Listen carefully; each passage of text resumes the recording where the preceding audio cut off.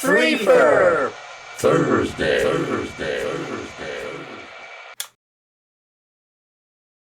It's Three-Fer Thursday, December 4th, 2025. I'm Greg, and welcome to an evening of old-time radio. Today's shows are all about drama. 1. First up, On Stage, a very unique drama show that starred the husband and wife team of Kathy and Elliot Lewis, airing from 1953 to 1954 on CBS. It was also produced and directed by Elliot Lewis, and the show is basically a two-person theater for the couple, dramatizing stories in a variety of genres with various guest stars in supporting roles. The main theme of every story was the relationship between Kathy and Elliot's characters.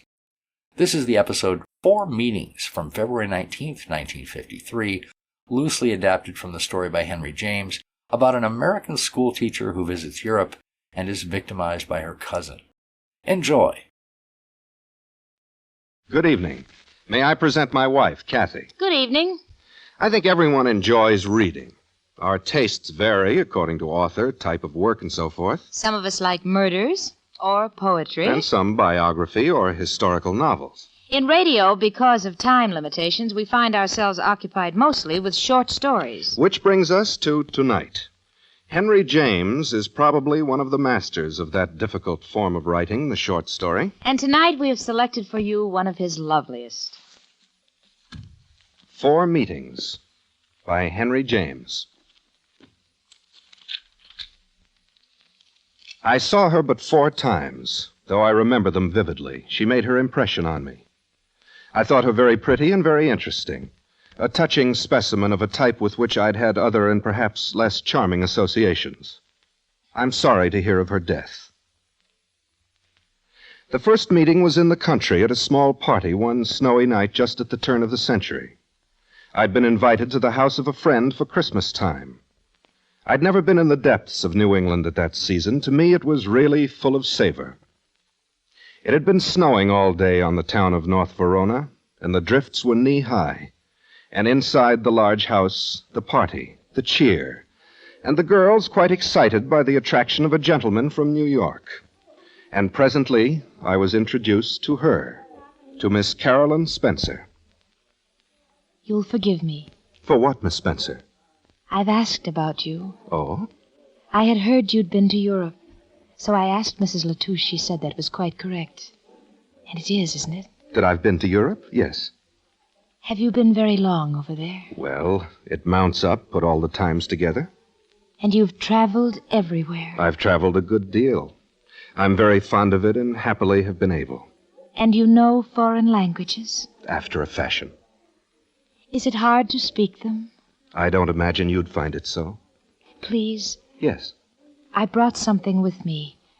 A portfolio. When I heard there'd be a gentleman here this evening who'd been to Europe. A portfolio? Photographs that I've purchased or have been given. Views of Switzerland, Italy, and Spain. Landscapes. And some very fine reproductions of famous buildings, pictures, and statues. Yes. Will you look at them with me now? And tell me about these places? Of course. I'll get them. We'll sit in the library, and you will tell me all about them. It struck me then, a thing about her. A small, vague smile, a disguised yearning, which seemed somehow at odds with her isolation. While I waited for her to return with the portfolio, someone told me about her, that she was artistic. That is, as far as this small community could allow for such yearnings, or could minister to them. Miss Carolyn Spencer was, I judged, close on to 30. She was not quite a beauty, but was nonetheless, in her small, odd way, formed to please. And I thought, as she approached me with the portfolio under her arm, how like a child she was. We went into the library and sat down. Do you know this place? Oh, yes. I've been there many a time. The Villa of Medici in Venezia, Venice. And I've seen it just as in this photograph. The poet Byron once... Yes, I know. You see, I'm a schoolteacher. And these, the Alps. Are they so beautiful? Really? Yes. This one, the Jungfrau. Many times I've sat by the window of a chalet and sipped Swiss chocolate and... Enchanting. How soon must I go to Europe? Oh, I'll give you 10 years. Well, I guess I can go in that time. You'll enjoy it immensely. You'll find it of the highest interest. They say the French theater's very beautiful. The best in the world. Did you go there often? When I was first in Paris, I went every night. Every night? That to me is as if you tell me a fairy tale. But it's all very expensive, isn't it? Europe, you mean? Going there and traveling. That's been the trouble. I've very little money. One can manage with a moderate amount wisely spent, Miss Spencer. I've saved and saved up, and I'm always adding a little to it. It's all for that. Yet... Yes? You see, it hasn't only been the money. It has been everything. Everything has acted against it. I've waited and waited. It's been my castle in the air. I'm almost afraid to talk about it. 2 or 3 times it has come a little nearer, and then I've talked about it, and it has melted away. I've talked about it too much. Perhaps. But the cure is just to go. I'll go sometime, all right. I've a relative right there on the spot, and he'll know how to control me. I'll need someone like that. I've read histories and guidebooks and articles. I know I shall rave about everything. You and I. Yes?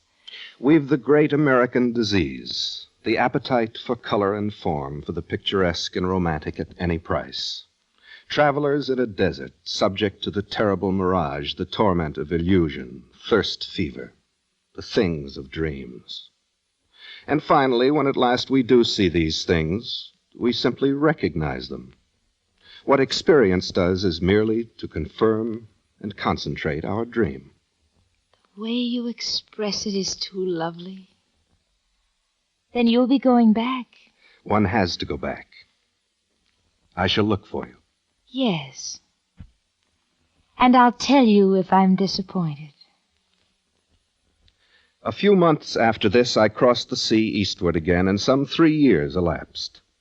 I'd been living in Paris, and toward the end of October went from that city to Le Havre to meet some friends who had written me they were about to arrive there. I found the steamer already docked. I was 2 or 3 hours late.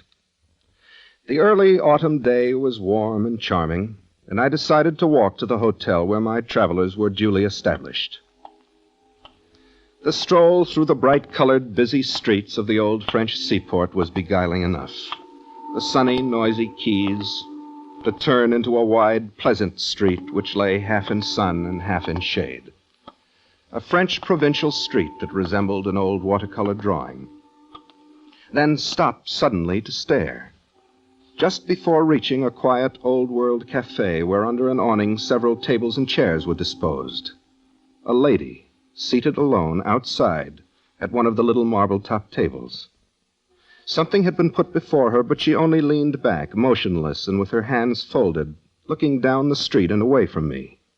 I saw her but in diminished profile. Nevertheless, I was sure I knew on the spot that we must already have met. She now turned to face a little more into profile, looking at the steep gray house front opposite. There was no sign of her being older. She was as gravely, decently, demurely pretty as before. On this, I decided to speak to her. Well, Miss Spencer, you've achieved your dream. I hope you're not disappointed. I'm sorry, but I'm sorry. I don't know you. You don't recognize me? You once showed me your photographs of Europe at a dance in North Verona. It's been 3 years. To you? Yes, to me. Of course. Of course, it was you. And this happens very charmingly, for isn't it quite proper for me to give you a formal reception here, the official welcome? I talked to you so much about Europe. You didn't say too much.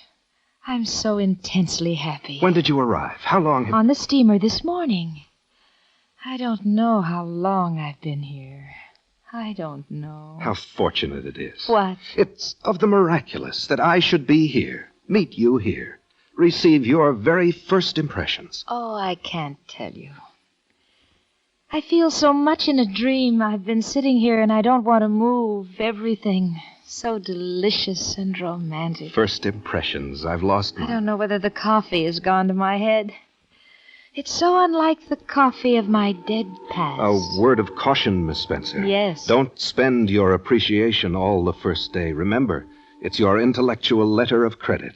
Remember all the beautiful places and things that are waiting for you. And that lovely Italy we talked about. Don't spend it all the first day. I'm not afraid of running short. I could sit here all day just saying to myself that here I am at last. It's so dark and strange. So old and different. By the way, how come you to be encamped in this odd place? Haven't you gone to one of the inns? My cousin brought me here and a little while ago left me. Your cousin? I told you I had a relation over here, a real cousin. So splendid. An art student in Paris. I thought he'd meet me at the train in Paris, but he came to the ship. He's very kind and very bright. He met you, then went away from you, left you here alone? Only to take my money to the bank. All your money? Of course. It must be changed into French money. He explained that to me. And how long have you been waiting for him? Oh, he came back a little while ago. And then a brilliant scarlet bit of cloth hanging from a window in that building across the street caught his eye, and he said to me he must have it, must buy it. And he said wait for him a little more, and now he's inside there. And your money? Oh, it's quite safe, let me assure you. Where is it? In my cousin's pocket. I'm eager to meet this bright, kind cousin who is an art student, Miss Spencer. Will you... It would be of deep delight to me. Your arm? And as we crossed the wide provincial street, a man came out the house, saw us, stopped, leaned in languor against the old doorway. The moment my eyes rested on him, I knew he could be but the bright, if not the kind, cousin, the art student. He wore a slouch hat and a rusty black velvet jacket. His shirt collar displayed a stretch of throat that wasn't strikingly statuesque. He was tall and lean. He had red hair and freckles, and about his waist was a winding of scarlet cloth whose ends hung against his thigh, gondolier fashion. When I was introduced to him as an old acquaintance of Miss Spencer's, he looked at me hard with a pair of small, sharp eyes from under the romantic brim of his hat. Then, bowing a sweep, gave me a solemn wave in the European fashion of his rather rusty sombrero. You weren't on Carolyn's ship? No, I wasn't on the ship. I've been in Europe these several years. I see. Look, Carolyn, the bit of cloth the concierge hung from the window. We haggled for it, and I've won. You like it? It's beautiful. And the way you wear it, so dashing, so romantic. I see you've a great deal of eye. Your cousin tells me you're studying art. At the Paris studio of one of the very great men. Do you understand French? Some kinds. Moi, je suis fou de la peinture. Oh, I understand that. It means you are mad for painting. Is that right? Very good, Miss Spencer. What a delight it will be to live among people who are on such easy terms with foreign tongues as you two are. French, Italian. Carolyn. Yes. Resign yourself, dear cousin, only to a smattering of French. Only that. The Italian of Spezia and Pisa, Florence and Rome, I fear perhaps you will not hear, not have the opportunity to learn. What? I don't understand. What are you saying? There is grave trouble. A cutting of deep trouble, cousin mine. Come to the hotel I've arranged for you. I will tell you about it. Come, dear cousin. Wait. I'll want to meet you again, Miss Spencer. Where? À la Belle Normande. Well, I congratulate you. I believe it's the best inn in the world. I guess I know my way around. Venez-vous, cousine? Come. Later that same day was our third meeting. The autumn dusk had begun to fall on the city and later on the ships and on the wings of the harbor birds. At this time, I found myself at liberty to call at the hotel named to me by the cousin of Carolyn Spencer. I must confess that I spent much of the walk from my hotel to theirs in wondering what the disagreeable thing was that the less attractive of these had to tell the other. The Belle Normande was local color in abundance. A small, trickling fountain with a stucco statuette set in the midst of it, and on a green bench outside an open door, Carolyn Spencer, supported by the back of her bench, with her hands clasped in her lap, her eyes on the other side of the court, where the landlady manipulated apricots. Miss Spencer, staring absently, thoughtfully. Oh. Good evening. Bonne nuit. I thought you might have gone from Le Havre. Please sit down. She had been crying, and her face was sad, and without surprise at me. I had no wish to incommode you. It was generous of you to come too. Your cousin has been giving you bad news. You've had a horrid time. It shows. It shows, then, that I have wept. Miss Spencer. There will be no more tears, I assure you. I have shed them all. I am composed. Then it's true. You have been having a bad time. My poor cousin has been having one. He has had great worries. That trouble he spoke of before you, it's bad. Very bad. A young man like that, art student with the great trouble for a young man who is so bright, so... He was in dreadful want of money. In want of yours, you mean? Of any he could get. Honorably, of course. Mine is all. Well, that's available. And he has taken it from you. I gave him what I had. Do you call that his getting it honorably? We won't speak of it. Perhaps I go too far, but we must speak of it. Miss Spencer. Yes? I'm your friend. Upon my word, I'm your protector. It seems to me you need one. What is the matter with this extraordinary person? My cousin?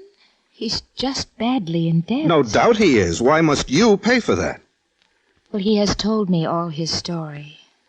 I feel for him so much. Well, so do I, if you come to that. But I hope... Yes. I hope he'll give you straight back your money. Certainly he will, as soon as ever he can. And when the deuce will that be? When he has finished his great picture.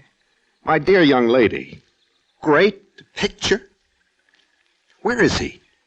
There, in the salle à manger, the dining room, eating alone. You can see him if you... And that pyramid of apricots the woman has arranged on a plate for your cousin, that nice little plate of fruit for him? They seem to do everything so nicely here. Oh, come now, really. Do you think it decent that that long, strong fellow should collar your funds? He made his debts himself. He ought to... He has signed notes to a large amount. The more fool he. He's in real distress, believe it. And it's not only himself. It's his poor young wife. Ah, he has told you he has a poor young wife. I didn't know, but he made a clean breast of it. He married 2 years since, secretly. Why secretly? She was a countess. Are you very sure of that? She has written me the most beautiful letter. Asking you, whom she has never seen, for money? Asking me for confidence and sympathy. Oh, really, Miss Spencer? Listen to me, please. The Countess has been cruelly treated by her family because of what she has done for my cousin. She appeals to me in her own lovely way in the letter which I have here. Such a wonderful old-world romance. A beautiful young widow. Her first husband was a count, tremendously high-born, and his death left her ruined. He was a wicked man and profligate, and her great-aunt, the old Marchesa, from whom she had expectations of great wealth, and still to sacrifice that for the love of my cousin, for their grand passion to be cast off from them. My cousin has finished his dinner, and he comes to us. You will not stay to speak with him? No, then. Decidedly, I couldn't stand it, and without responding, I gave my hand to my friend. She looked at me an instant, with her little white face and rounded eyes. And as she showed her pretty teeth, I suppose she meant to smile. Don't be sorry for me. I'm very sure I shall see something of this dear old Europe yet. I refused, however, to take literal leave of her. I should find a moment to come back next morning. Then her awful kinsman was approaching and flourishing his sombrero at me by way of a bow, on which I hurried away. On the morrow early I did return, and in the court of the inn met the concierge. Bonjour, monsieur. Que voulez? Your wish. Mademoiselle Spencer, Caroline Spencer, will you inform her, please, that a gentleman is in the courtyard inquiring for her? But Mademoiselle Partier, she is gone from here. What? At 10 o'clock of last night, she went away. Well, she left for Paris, then? It would be a very strange way to go to Paris. What are you talking about? With her, what she say, cousin. He took her to the ship. The American ship in the harbor. It sailed. He waved farewell. He went perhaps to Paris, not... You mean she sailed for America last night? Oui, back to Amerique. The pitiable child. To come to Europe, to France, to meet a monsieur, a cousin, and to stay only 13 hours. 13 hours of a lifetime of waiting. I myself, more fortunate, remained in Europe for a period of some 5 years. Then one of the first things I did on my return to America was to go to North Verona to renew old acquaintances, and immediately I went to the residence of Miss Carolyn Spencer. I saw the poor little house to be of the shabbiest, and felt a sudden doubt of my right to penetrate, since curiosity had been my motive. But in the open doorway stood Miss Spencer. She looked tired and wasted. Yes, sir? I waited for you over there to come back, but you never came. Waited? Where, sir? I waited at the old French port. I remember you now. I remember that day. I kept looking out for you year after year. You mean in Europe? In Europe, of course. Please come in. Thank you. In here. Have you been in Europe ever since? Until 3 weeks ago. And you? I'm very rude. Won't you sit down? And you never came back? Oh, no. No. No.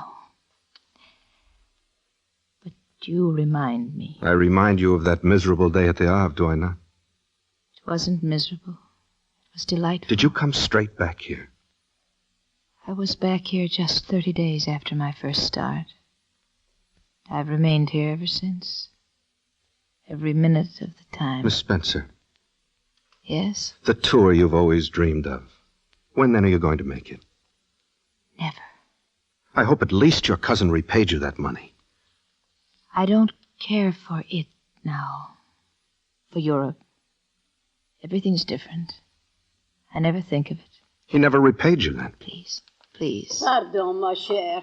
I did not know you had company. The gentleman come in so quietly. Yes, he... It's only to speak of my café. Monsieur Mixter and I should like it served in the garden, under the petit table. Come along, Monsieur Mixter. Oui. Who in the world is that? The Countess. The Countess? The wife of my cousin you met. In France. Well, who's the young man with her? The Countess's pupil. She gives him lessons in French and music. Oh. You see, she has had the worst reverses, with no one to look to. Where is her husband? Your cousin? Dead. And where is your money? I don't know. I don't know. On her husband's death, this lady came at once to you, is that correct? Yes, at once she appeared. It was one day 3 years ago, and she's been here ever since. How does she like it here? Please pardon me. I must get her coffee. Left alone in the little parlor, I found myself divided between the perfection of my disgust and the contrary wish to see to learn more. And I thought I should talk to this countess, this woman in the faded pink wrapper, this very large lady of middle age with the plump, dead white face and the tightly drawn back hair. So I went out into the garden to where she was seated under the quince tree, to where she was engaged in drawing a fine needle with a very fat hand through a piece of embroidery not remarkable for freshness. Mr. Mixter had accommodated himself at her feet, learning. When she saw me, she stopped him with a touch of her hand. Ah, voilà. I'm sure you speak French, monsieur. I do, madame. I knew it as soon as I looked at you. You have been to my poor dear country. A considerable time, and quite recently. And you know very well. Oui. He's talking French. It's going on 10 months since I took Monsieur Mixter and I hope your other students do you more honor. But I have no others. Monsieur, talk to me of Paris. Mon beau Paris that I give my eyes to see. What are they doing there now? Amusing themselves a great deal, as always. Ah, at the theatre, at the café-concert, sous le beau ciel, at the little table. Quelle existence. And now you're in exile. You may imagine what it is.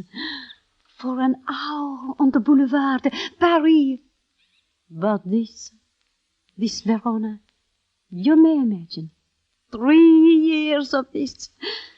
But I shall get used to it. For instance, the coffee. Do you always have coffee at this hour? At what hour would you propose me to have it? I must have my little cup after breakfast. And you breakfast at this hour, midday. Certainement.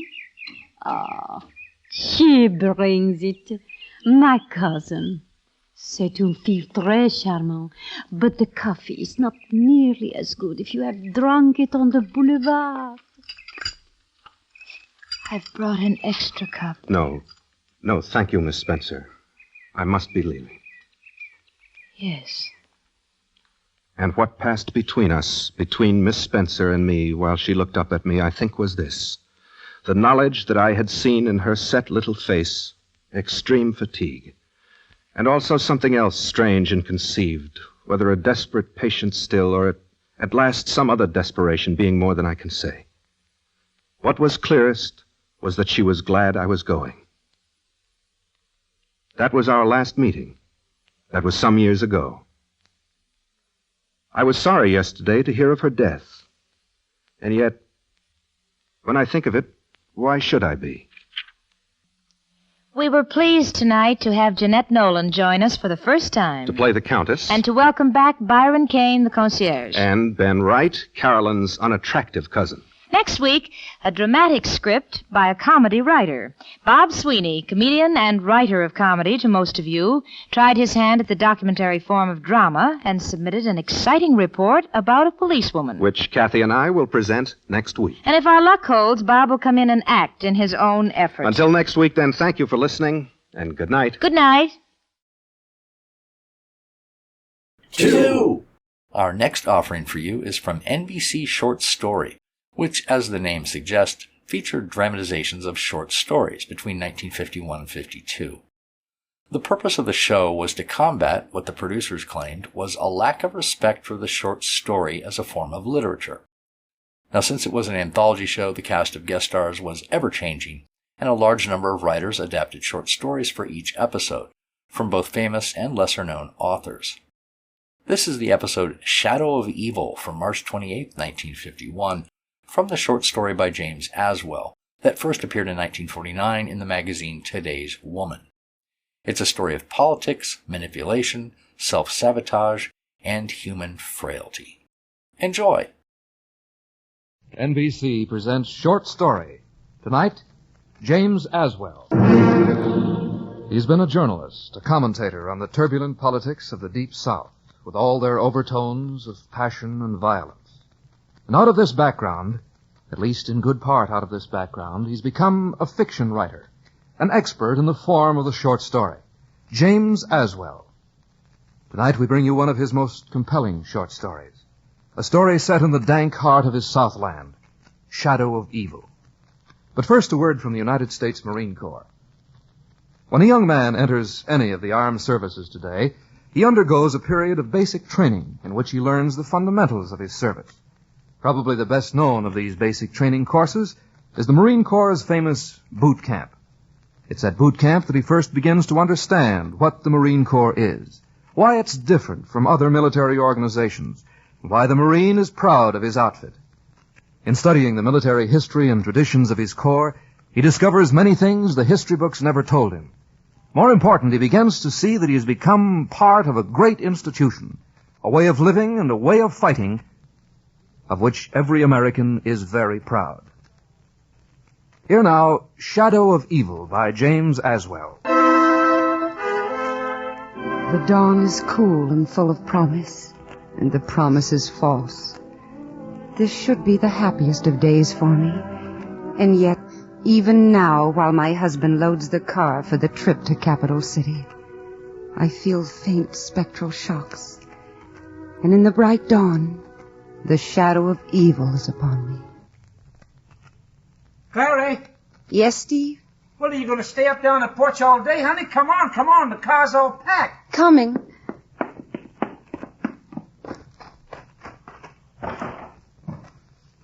Heard you lock the door? Yes, Governor. Well, hold on to your hat, lady.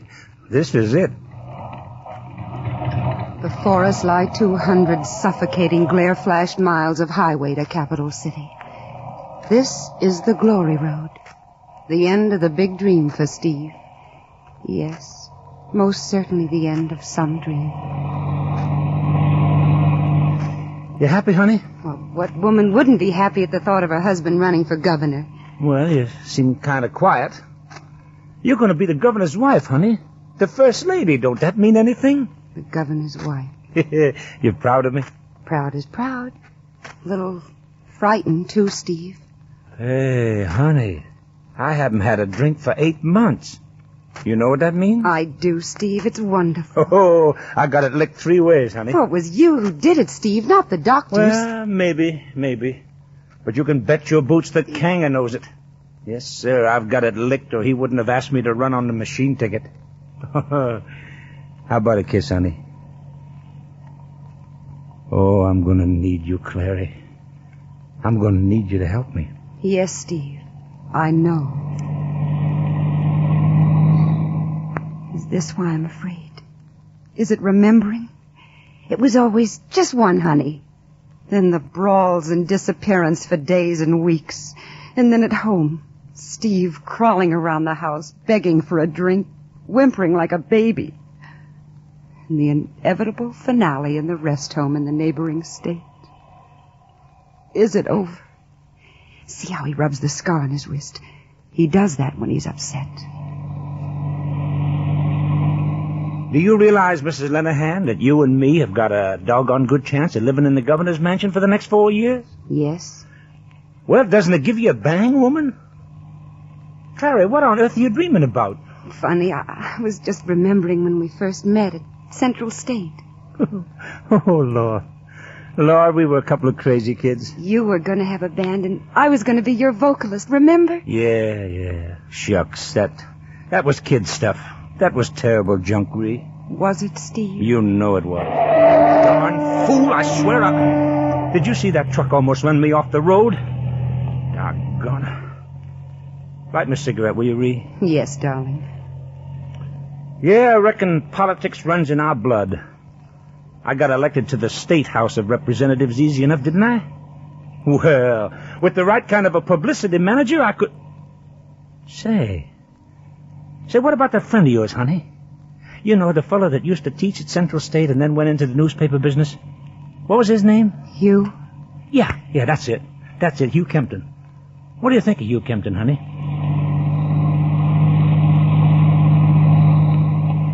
What do I think of Hugh Kempton? What do I think of my love? My terrible, doomed, clandestine love. Oh, Steve, if you knew, if you only knew. Well, what do you think of Hugh Kempton? Oh, honest, Ree, you're someplace else this morning. I can't seem to reach you. I'm sorry, dear. It's just that I'm so excited about all this. Yeah.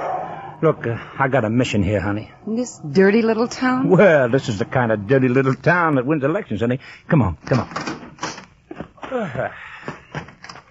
Across the dusty little square toward a lone pine building where a fat man with a stubble beard waddles off the porch. Hi, Mr. Steve. I see you got my postage card. You bet I did. How's Hurd? He ain't no better.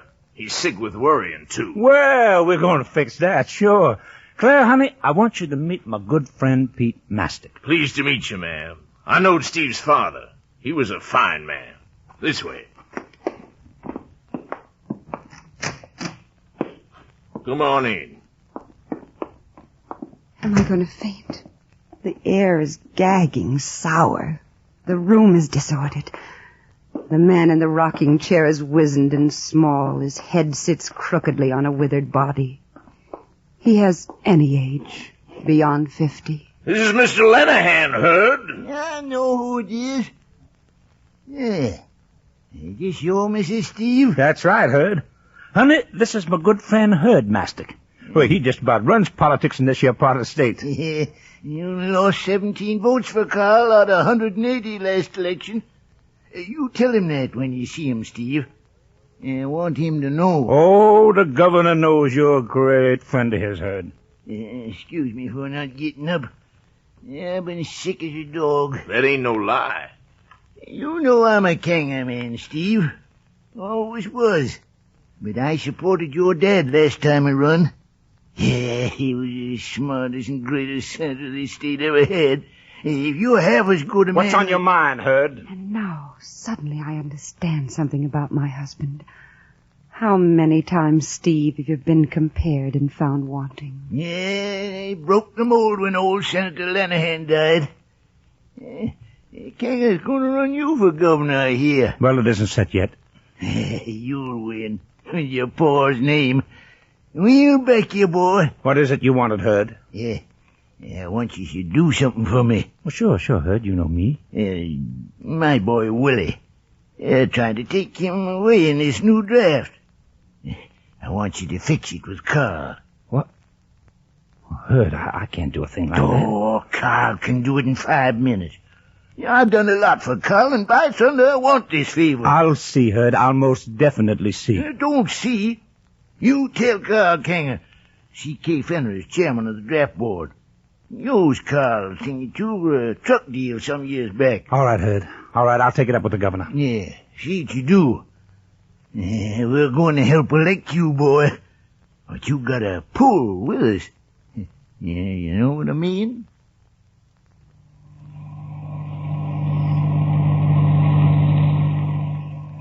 Well, what'd you think of Herd Master? He ought to bathe. Oh, you'll get used to him. I think not. Are you going to get his son off? Well, you have to kid him along. That's politics, honey. Steve, suppose you lose. I can't lose. I feel it in my bones. Suppose. Oh, Clara, you talk like a doggone fool. Don't you realize I'm set up to be governor of the state? Good Lord, woman, don't you know what this means to you and me both? Quit fighting me all the time. For Pete's sake, let me be. All right. All right, Steve.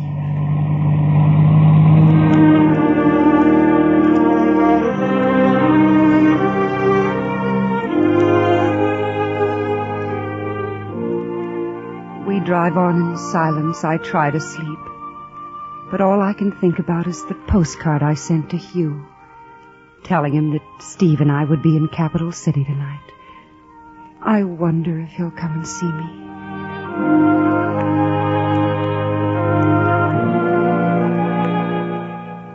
The chair in the foyer of the governor's mansion is hard and uncomfortable. I sit stiffly trying to read a magazine. At the desk in the corner sits a state policeman poring over a crossword puzzle. It is almost 7 o'clock, and Steve has been with him over an hour. What's that, officer? Oh, pension marchers setting off fireworks. We're going to give the governor a torchlight parade tonight. Thank him for all he done for him. Old people? Yeah. Brought him from all over. Sent the school buses after him. Oh, they must think a lot of the governor. They know better not to come. He was rounded up and told. If they want them checks, they better march, and they know it. Listen to him, will you? Clary, honey. Steve. I'm sorry I was so long. Will you come in here, please? It looks good, darling. Things look very good. Darling, I want you to meet Governor Kanger. This is your wife, eh, Steve? I'm very honored, Governor. Sit down, girl. I'll be quick. Thank you. She dresses too fancy. Get her some clothes like poor folks wear.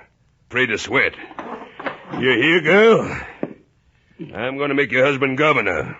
You watch yourself. Don't get no scandal on you. And keep him off the booze, hear? All right, you can go now. Steve, you stay here. I want you to meet Pietro Bell. He's the money. You got to keep him happy if you're fixing to run. We won't be long, honey. Wait outside, huh? Yes, Steve. The trooper stares at me, wondering. I sit on the hard seat again, and I'm trapped. Trapped. Nowhere to go. Nothing to be done. I want to see a friend of mine who's around here. And I told you I'd lose my job if you come in here. You know what the governor said. Now, if you won't listen to me, maybe this will... Oh, don't, wait. You know this fellow, ma'am? Yes, he's a friend of mine. You know, you better quit waving that club, Harrison. Someday the governor's going to be murdered, and people will wonder if you did it. Hello, Clary.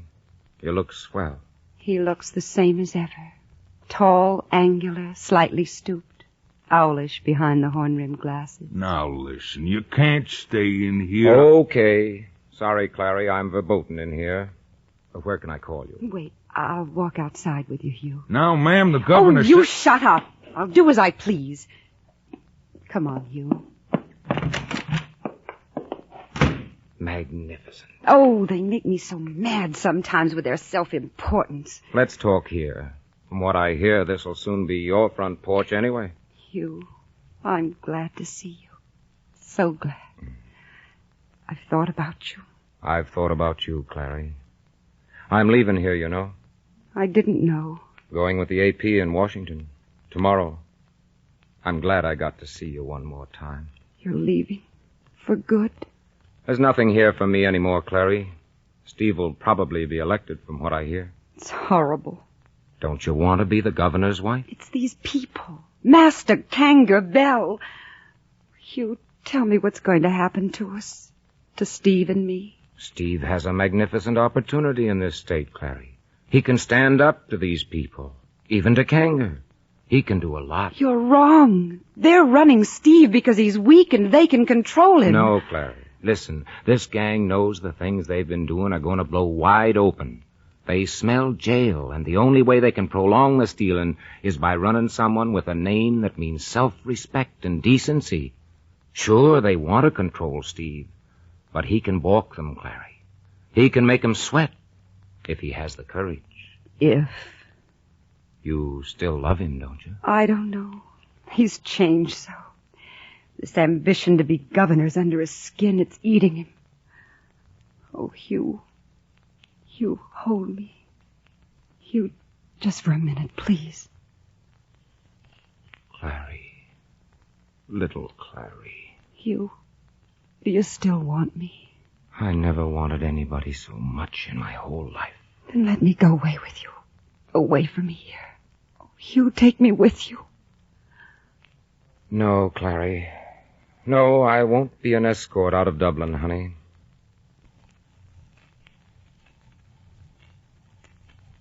I don't understand. Oh, that's professor talk. You see, I love you, Clary. Hugh, Always have, with each separate nerve. But you've never loved me. I do. No, Clary. Those months when Steve was sick and you were in trouble, I was a comfort to you. You didn't have to mother me the way you did Steve. But in your eyes, I'm an IQ, not an equal. You love Steve the only way a man wants to be loved, Clary. You'll get used to politics. You'll even get used to being the governor's wife. Oh, Hugh, don't patronize me. Steve has no business being governor. It'll kill him. It'll kill me. He isn't going to stand up to Kanger. He's going to make a doormat of himself just the way he has all of his pitiful, tortured life. You don't give him respect, Clary. Respect? Do you know what it's like watching a fine, handsome man crawling like a 2-month-old, begging for a drink? It's a sickness. It's outside moral judgment. Oh, Hugh, for heaven's sakes, take me with you. No, Clary. You've a job. Running off with me wouldn't help. It'd kill Steve. It'd kill you. It'd kill me. There's no happiness in it for anybody. One of us is a coward, Hugh. You for not taking me, or me for wanting to run away. Morality makes us both cowards. Goodbye, Clary. Don't go yet. Goodbye. I'll come after you, Hugh. I'll come to Washington. I don't think you'll leave him. My luck to Steve. Oh, Hugh. Hugh. Oh, Hugh.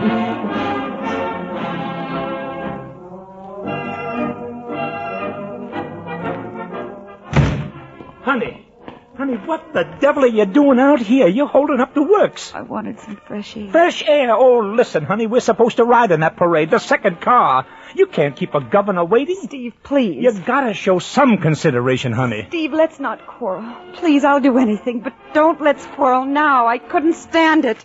Okay, honey, okay. Oh, say, honey, everything's fixed. Bell says okay. I rang the bell, do you hear? All I have to do now is meet that bunch of Kanga leaders at 10 o'clock, and we're in. Oh, don't that make you happy, honey? Yes, Steve. I'm very, very happy.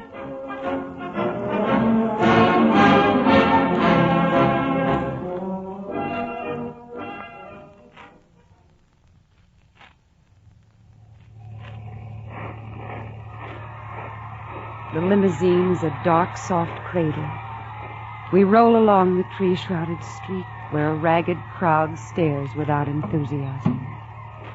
Behind us the band plays, and the old age pensioners sing in a ragged falsetto. And over it all, I feel the shadow of evil.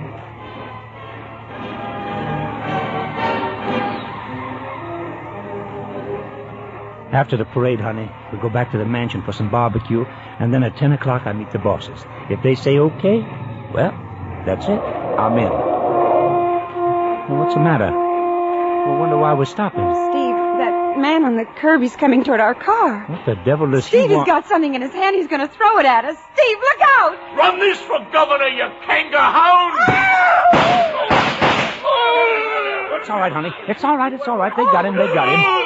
Oh, Steve, don't let them kill him. Oh, Steve. Folks all right? Yes, we're all right, officer. He threw something into the car. Now, let's have a look. Well, a skunk. A dead skunk. Is the man who threw it all right? All right? Well, now, I wouldn't exactly say he's all right. He's dead. Dead? But he only... We can't take any chances, lady. That might have been a bomb, honey. But it wasn't. Doesn't it matter that it wasn't? Oh, you're taking this much too hard, honey. Now sit back and relax. Come on. Get that thing out of here, will you, officer? A pleasure, sir. All right, driver.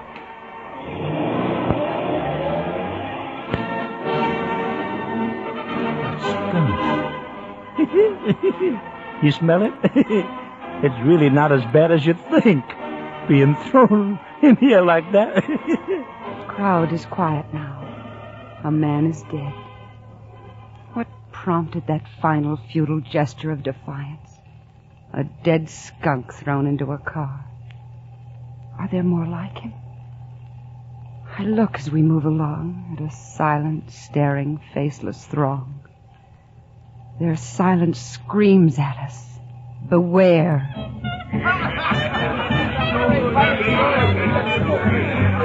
Listen, honey, I got an idea. Let's get out of here, huh? We can find a nice, quiet place somewhere and have something to eat, and then I can come back here about 10 o'clock to meet Kanga's bosses. What do you say? Oh, Steve, I'd love it. Honestly, I'd just love it. All right, darling, come on. Come on, we can duck out here and walk up the main street. There's a place up here called Pete's Gardens, just way up here. Oh, it's good to be quiet. Yeah, it's been a big day, all right. The biggest in my life, I reckon. It isn't over yet. Suppose Kanga doesn't want to run you. Oh, they'll want me, honey. Why, did you hear that crowd when I stood up after the parade? Yeah, they'll want me, all right. You want it pretty bad, don't you? Ree, honey, I don't just want it. I hunger for it. I hunger for it. I never felt like this before. Well, except when I was drunk, maybe. But I ain't drunk now. I'm sober. And this is real, honey. This is it. Stop a minute, Steve. What is it, honey? Kiss me. Kiss me hard. Hard, Steve. Hard. Oh, Ree. Ree, I need you so much now. So much, honey. And I need you. I know it now. I need you, Steve. Confused, stumbling, doomed. With a wonderful, simple kind of need I've never felt for anybody else. Not for you. Not for anyone. Well, now this is what I call a steak, woman. Why don't you learn to put garlic on meat this way? Governors don't eat garlic. Well, this governor's going to eat a whole baleful every day. Oh, say, honey, what time is it? Only 9. Plenty of time. Oh, it's nice being alone with you, Ree. Look at me, Steve. Full in the eyes. Yes. Yes, I love you. Listen. Hey, honey, listen to that. That's my name they're shouting. By golly, Ree, you know what? I wouldn't do it, of course, but I believe I could take a drink tonight, just one drink, and stop right there. Think so? Oh, I know it. Would you like something to drink, sir? Oh, no, thanks. Waiter. Yes, ma'am? 2 scotch and water. Clary. That's all, waiter. Yes, ma'am. Well, when did you start drinking?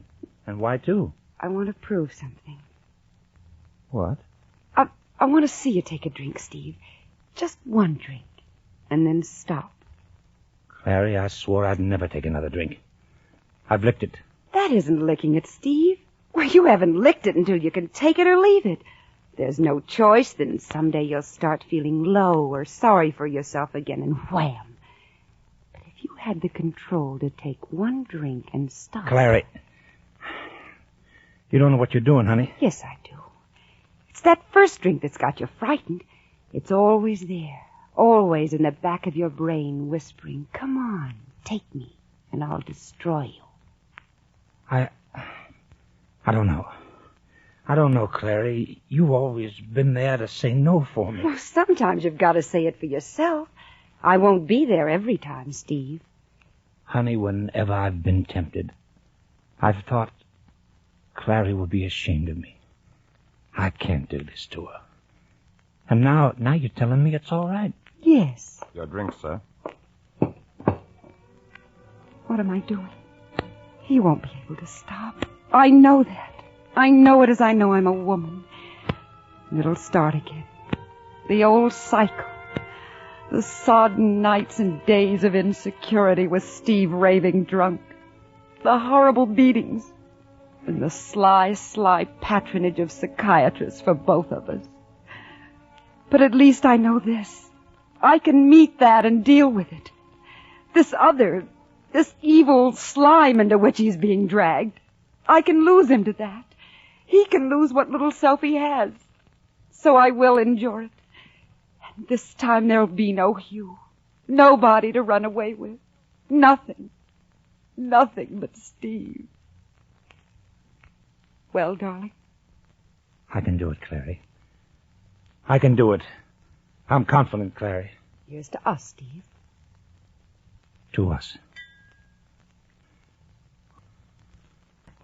Oh, Lord. Oh, Lord, that feels good. I can feel it spreading, honey. Oh, I've needed that, Clary.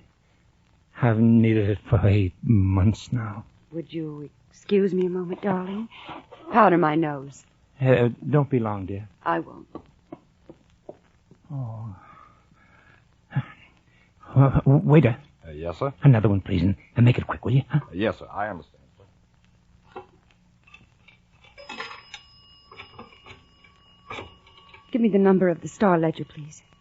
7800. Thank you.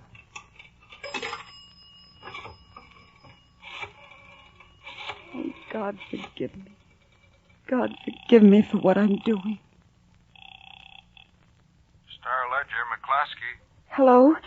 Is this the newspaper that's supporting the reform candidate this year? We're supporting anybody who runs against the Kanger machine. Well, if you'd like to see the Kanger's candidate for governor make a public spectacle of himself, send a photographer to Pete's Garden on Sapphire Street. Oh, Ree. Well, you took so long, I ordered another drink, honey. Just one drink don't do it somehow. It leaves me kind of shaky, honey. I don't want to be shaky when I meet those Kanger leaders. Do I? Do I, Ree? No, Steve. You know what's a funny thing, Ray? But I've been thinking. You know that big picture of my father? The one that New York artist painted? I know the one. Well... Your drink, sir? Oh, thank you.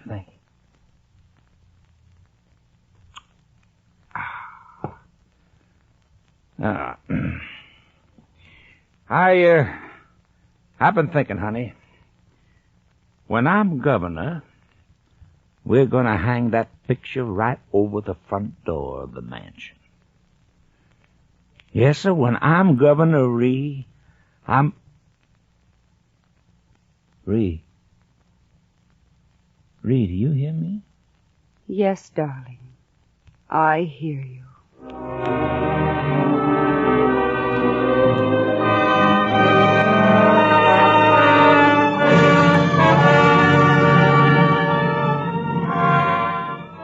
You have heard Shadow of Evil by James Aswell. The adaptation is by George Lefferts of NBC.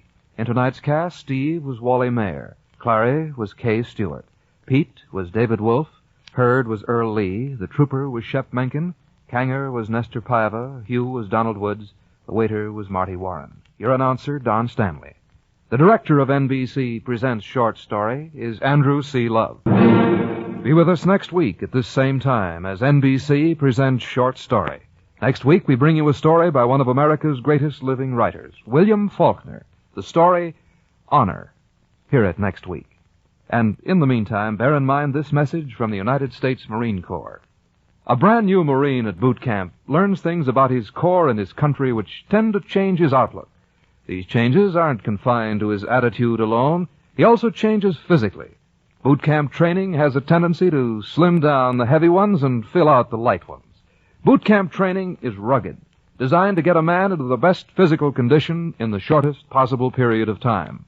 This explains in part the fine physical stamina of the United States Marine. It also helps account for the powerful bond of friendship and mutual respect you find among Marines. This feeling has its roots in boot camp, for boot camp provides a significant and unforgettable experience, an experience shared by every man who becomes a member of the United States Marine Corps.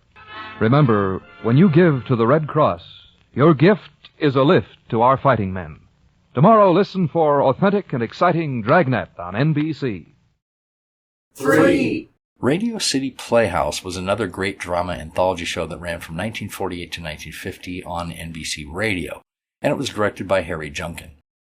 The stories were all original, and there were different actors appearing in each week's episode. This one is Elementals from February 14, 1949, by Stephen Vincent Benet, which stars Howard Studer, and it's about the darker side of human nature. It argues the theory that selfishness, self-preservation, and hate are the primary motivators in all humans. Do you agree or not? Enjoy! Friends, when you're telling your neighbors about this story, will you also tell them that you heard it on Radio City Playhouse?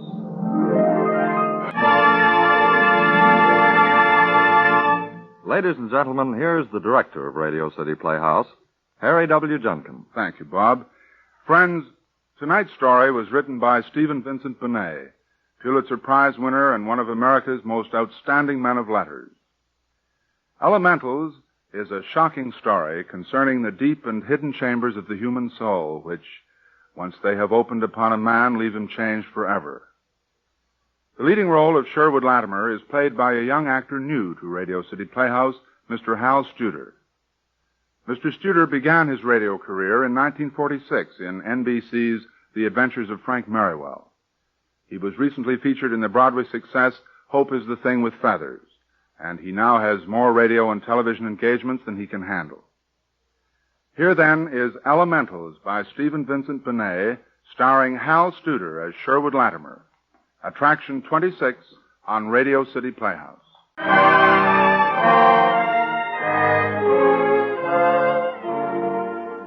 Upper Fifth Avenue in New York. It is a clear winter evening, and the air is soft and amazingly warm for January. Sherwood Latimer and Catherine Vane walk arm in arm. Even the casual passerby can see that they are in love, very much in love. Oh, Sherry, don't you love Fifth Avenue? The park and the gorgeous old homes and everything. Mostly apartments now. But the park, so beautiful. Wonder if we'll ever have enough money to live on Fifth Avenue. Of course we will. You're going to be famous. You'll write a play or a novel or something, and everybody will think you're a genius. We'll have a beautiful apartment and dozens of wonderful children, and I'll have a mink coat. And a convertible and a limousine and 6 servants. You'll see. Oh, you're just prejudiced, Kathy. Well, aren't you the youngest assistant professor on the staff? And the lowest paid. Money. How can you say money like that? Still talk about mink coats. It's a woman's privilege to be inconsistent. That's my girl. Thank you, Professor. Oh, Kathy, I wish we could get married. Do things right, go to the theater, never eat hamburgers. Never eat hamburgers? What a horrible thought. I love hamburgers. I wonder what Mr. Slake will give me for dinner. You're to remember everything. I want the complete details. Probably hamburgers served on solid gold plates. With champagne. And no onions. And cold buns. I can see it all now. Gee, honey, I wish you were coming. I hate to think of you going to dinner alone. Why couldn't Slake have invited you? He knows we're engaged. He knows Sherry, don't be silly. I'll be fine. Well, did you send him a bill for the translation? $200. Wonderful. Maybe he'll give you the check tonight. Maybe he will. Be nice to him, Sherry. Be real polite and let him do the talking. And, well, don't talk about soaking the rich or anything. Just be real nice and normal. I will. A man like John Slake has influence. You never can tell what'll happen if he takes a liking to you. I promise I'll be on my very best behavior. This is the place here. This big gray one? All 5 stories of it. He lives all alone in that? Roomy, isn't it? You should have charged him more than $200. You should have charged him $2,000. Oh, I wish you were coming, Kathy. It'd be such a wonderful dinner. Don't be silly, Sherry. I don't mind a bit. And anyway, he wanted it to be just the 2 of you. Maybe he's going to offer you a job or something. Maybe he is. Well... Bye, darling. Phone me when you get home. I will. You better go in. It's after 7 now. Where are you going to eat? You stop worrying about where I'm going to eat. Well, do you need any money? No, I've $5 or $6. Now go on. Why, Sherry Latimer, I believe you're nervous. I don't go to dinner with millionaires every night. Well, just be perfectly natural. You look fine. That's a nice suit, and you've just had a haircut. That ought to fix it. Go on, darling. You'll be late. I'll phone you. Don't forget. And remember, be on your best behavior. I will.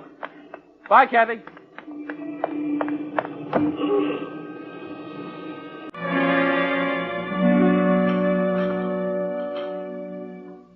More coffee, Sherry? No, thanks, Mr. Slake. A liquor? Oh, nothing, thank you. It was a wonderful dinner. Oh, I'm glad you enjoyed it. This is a wonderful room. I think it's even more attractive than the dining room. But a dining room should be simple, Sherry. A man can't enjoy art if his mouth is full. Yes, this room, of course, is different. This is where I spend most of my time. I see you're admiring the fireplace. It's magnificent.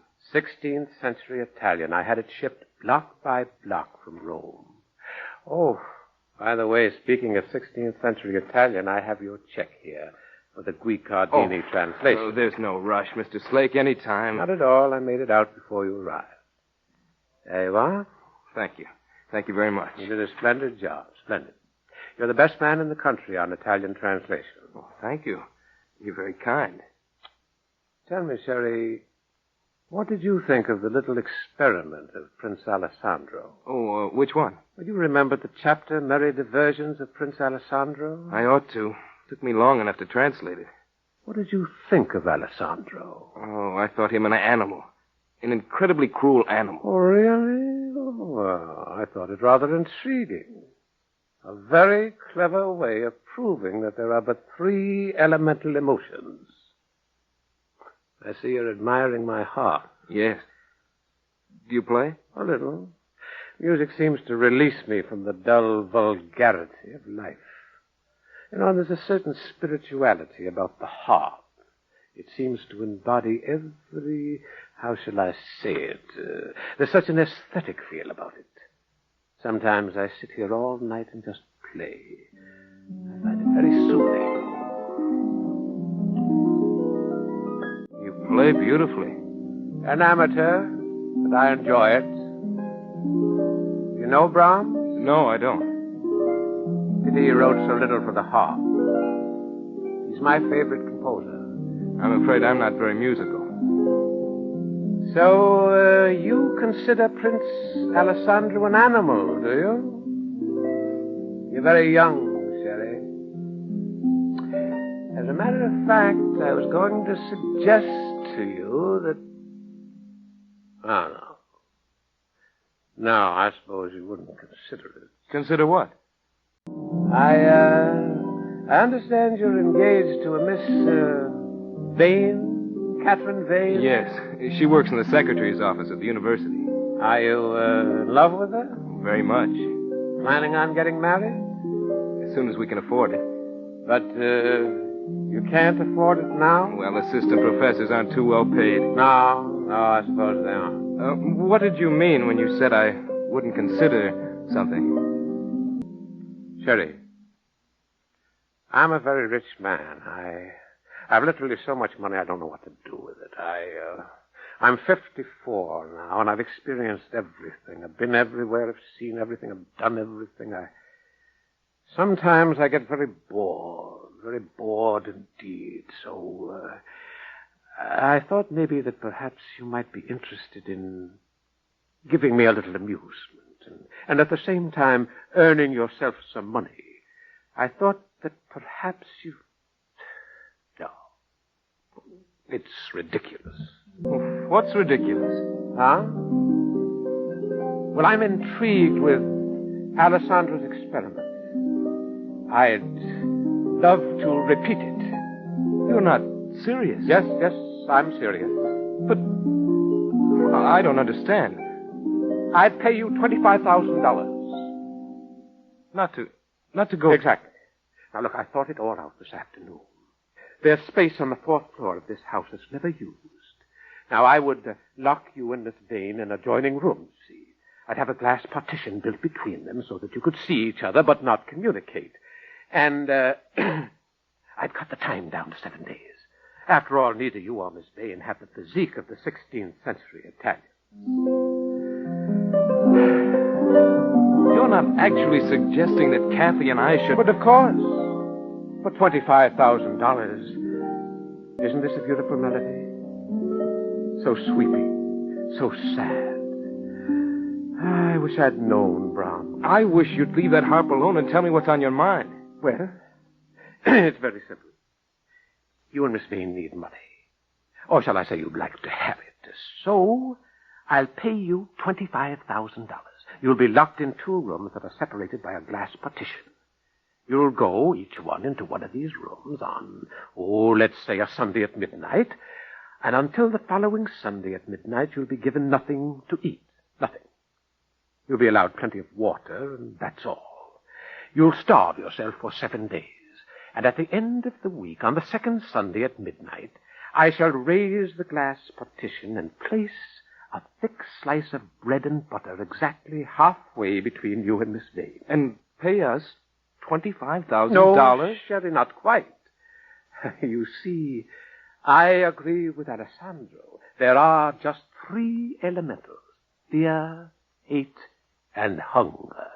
I believe that you and Miss Vane, for all that you say you're in love, I believe that after 7 days without food, you'd fall on each other like a couple of snarling animals. You're crazy. You're crazy. Nevertheless, I believe you'd claw each other to bits in your struggle for that one slice of bread. I believe you'd forget all about love and respect and tenderness. You'd be ruled by an elemental. In this case, hunger. Now, of course, if I'm wrong... If you share the bread gently and tenderly, then I'd pay you $25,000. But if you perform as I expect, if you become animals instead of human beings, then you'd have to work for me for nothing for 10 years. Thank goodness I have my music to console me. Don't sit there staring at me, Sherry. I find it hard to believe that you're serious. Oh, I'm perfectly serious. But it's insane. It's impossible. Now, look, lots of health cranks diet for longer than 7 days. You say you're in love with this girl, this Miss Vane. Yes, but I would never subject her to such a monstrous experiment. Would she have the courage of your convictions? You believe that love is stronger than hunger, don't you? Yes, but that isn't the same thing. You're young. You're an idealist. You believe that love is a big, golden, wonderful thing. Well, I say that it isn't. I say that after 7 days of not eating, you would hate Catherine Vane. You'd tear the bread from her and stuff it into your mouth. Will you please leave that harp alone? Huh? I enjoy it so much myself, I forget sometimes that others don't appreciate it. You could never ask a woman to. Well, you say you're in love, don't you? Well, of course we're in love. You could get married at once. No more grubbing, no more tutoring at night. Miss Vane could resign her position. You'd have a nice little house, a car, all in exchange for 7 days of not eating. Why don't you talk it over with Miss Vane? Tell her how easily you can earn $25,000. Why don't you, Sherry? Huh? Another pastry, Miss Vane. Remember, you won't be eating again until next Sunday. I couldn't possibly eat another mouthful. No? Well, since it's almost midnight, shall we go upstairs? We can't do it. We can't do it, Kathy. Sherry, please. It's so easy. No more pinching, no more going without things. All we have to do is lie quietly on a couch for a week without eating. You want to call it off, Sherry? Of course he doesn't want to call it off. Besides, we've signed all those papers. I don't know if they're legal or not. Oh, my dear Miss Vane, you underestimate me. I had my lawyers draw up the agreement very carefully. Of course, we can't come out and say that Sherry was to be my slave for 10 years, but don't worry. I'm quite sure I'll collect my payment if you're so unfortunate as to lose the wager. Well, now I've had workmen in and the rooms are all ready. We replaced the wall between the two bedrooms with a full sheet of glass. You'll each have a lamp and a Bible. I'm afraid I'll have to forbid you soap and toothpaste. Are you afraid we might eat the soap? You might. I refuse to believe it. It's so difficult. Oh, Kathy, you don't know. I was hungry in the war. I know what it's like. You get crazed and desperate. I'm sure we can do it. I'm positive. Oh, don't look so bleak, Sherry, please. Think of all the things we can do with $25,000. Why, it's wonderful. We can have a home, a nice little house somewhere, and furnish it attractively. It's 2 minutes to 12. Shall we go up? Come on, Sherry. We can't be ruled out for a late start. Come on.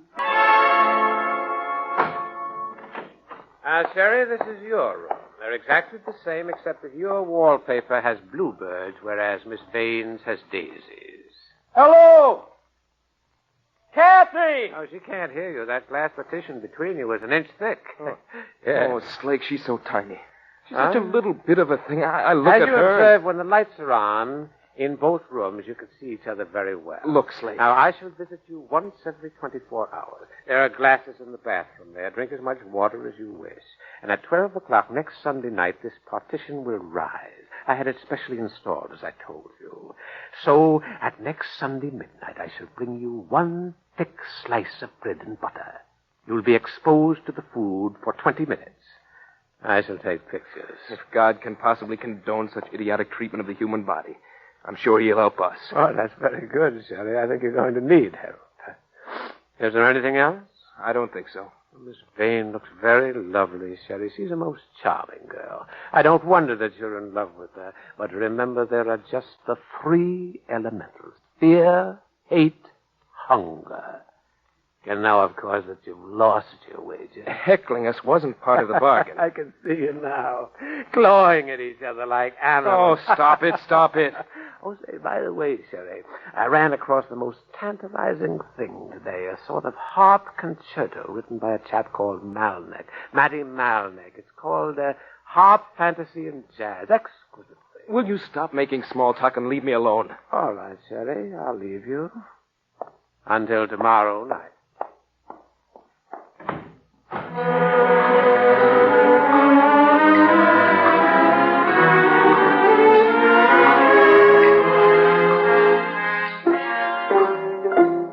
21 bluebirds pasted to the wall. 21 bluebirds, A, B, ball, C, call, D, E, F, fall. 21 bluebirds trying not to fall. Let's see, 21 bluebirds pasted to the wall. 21 bluebirds trying not to fall. Bluebirds happy in their little trees. Something, something, something, smiling at the bees. Well, the first 24 hours are over, Sherry. How do you feel? Fine. Not too uncomfortable? No. Kathy's fine. Good. Not very talkative, are you? That wasn't in the bargain. All right, then I'll leave you. Are you enjoying yourself? Immensely. I can hardly wait. You see, the first 24 hours are easy. So are the second. The third day gets worse, and the fourth and fifth. That's when the fun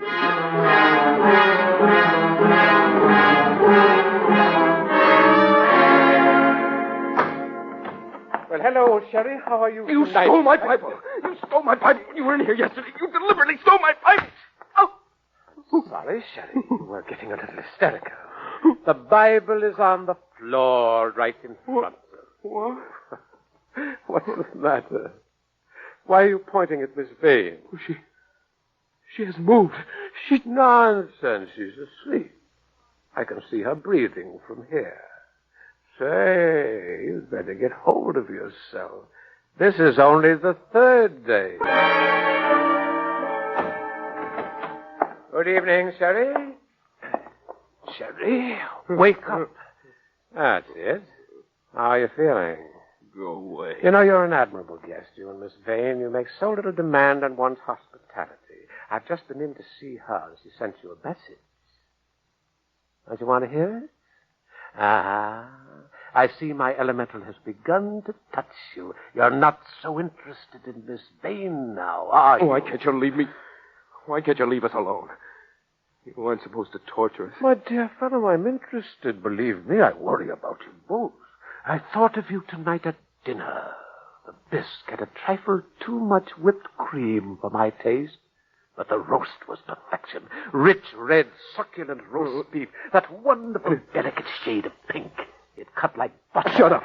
Huh? Shut up. What's the matter, Sherry? You're beginning to feel it? Well, you shouldn't. This is only the fourth day. Well, it's the fifth day. Is it? Yes. It's the fifth day. Or is it the third? You've been here 5 times. Oh, 5 times. yes, but the first visit, the Sunday we began, that doesn't count. Is it Thursday or Friday? I wonder. Good night, Sherry. Sleep well. It's the fifth day. It's the fifth day. It's the fifth day!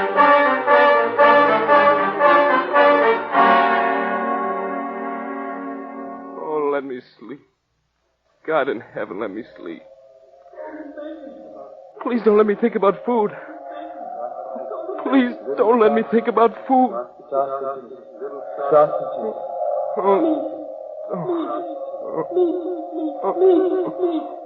Walls. Meat. Meat. I want to pick at it. I want to beat it. Like an enemy.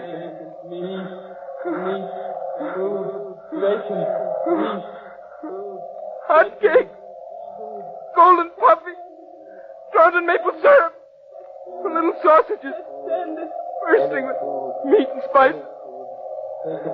Bacon. Bacon over a wood fire. Oh, dear God, please stop it. I can't hear my own voice. Over and over. Can't stand it. Any food? Stale moldy bread. Even a dry slice of old, stale moldy bread. Stop it! Stop it! Stop it! Stop it! Kathy. Oh, Kathy. I haven't even thought of it. And this is only the fifth day. The fifth day. Fourth day. Fifth day. Fourth day. Fifth day. It's the fifth day! The fifth day! Fifth day. Fourth day. Fifth day. Fourth day. Fifth day. Who is it? Who is it? Why is it so red? Everything's red. The walls are red. The bluebirds are red. Everything's red! The Bible. Bible here. I'll eat the Bible. Really, Sherry? Oh, I wouldn't do that. I wouldn't eat paper. That would make you ill. How much longer? Much longer. Don't you wish you knew? Tell me in the name of God, don't torture me like this, please. I can't stand it. Well, you'd be able to stand it better if you'd stop these enervating hysterics. Look at Miss Vane. She just lies there on the couch. She doesn't prance around the room, tearing the pages from her Bible. By the way, you'd better give me the Bible. No. After all, the binding is leather, and leather was once a form of meat. I wouldn't want to disqualify you on a technicality. Good night, Sherry.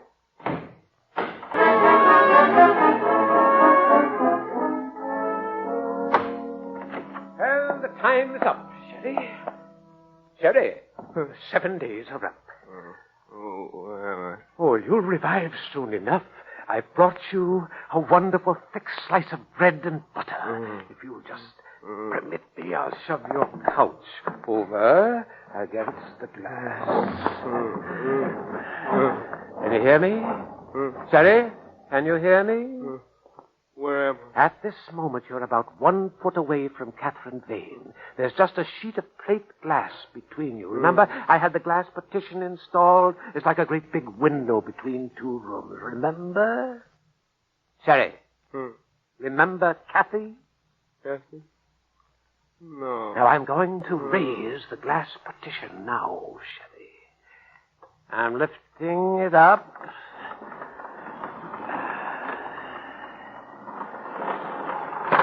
There. Now, there's bread there, Sherry. You see Bread. it? A thick slice of fresh bread and butter. Wonderful, soft, white bread. Golden, fresh butter. Aren't you hungry, Sherry? Aren't you hungry? Yes, I'm hungry. Yes, shh, careful. Careful, Sherry. There's a woman over there. She's very close to you, not more than a foot away. She wants the bread, too, Sherry. She wants it. No, it's my bread. It's mine. But she's going to steal it from you. She thinks it's hers. Perhaps you'd better kill her, Sherry. It's my bread. Yes. My bread. Yes, well, then slip down off the couch, Sherry. Shh. She'll hear you. She's very clever. She's pretending to be asleep, but she's after the bread, too. She'll grab it and eat it, and then there won't be any for you, Sherry. You don't want that to happen, do you? It's my bread. My bread. Oh, she's greedy, Sherry. She'll eat it. You better get rid of her. Get rid of her now. Reach out. Grab her.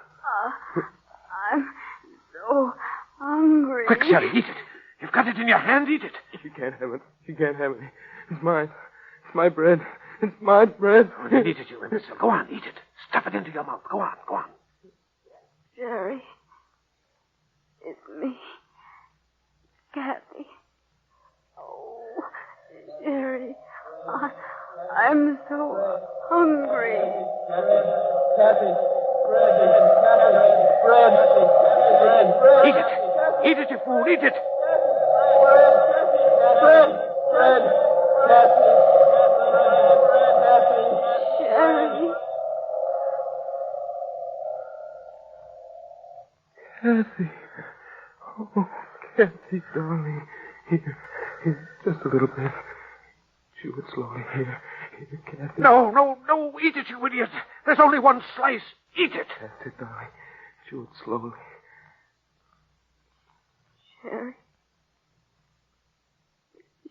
Sherry, my sweet. Here. A little more, darling. Here. Oh, Kathy, I love you. Now you have some. You have some, Sherry. Oh, thanks, darling. You're a beast, Mr. Slake. You're a beast. A powerful beast. But we proved you wrong. You're wrong, Mr. Slake. There's another elemental. There's hate and fear and hunger and there's love. Sherry, I love you.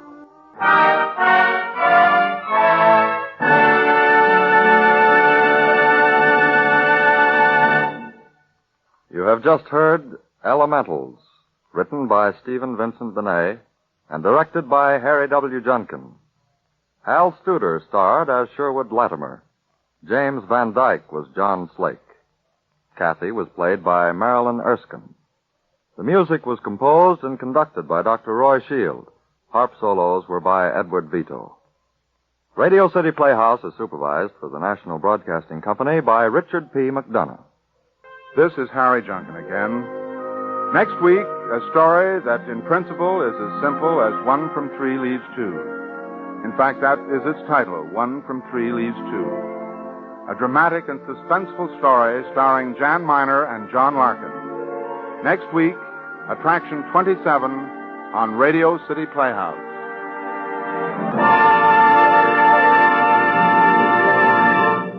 Bob Warren speaking. This is NBC, the National Broadcasting Company.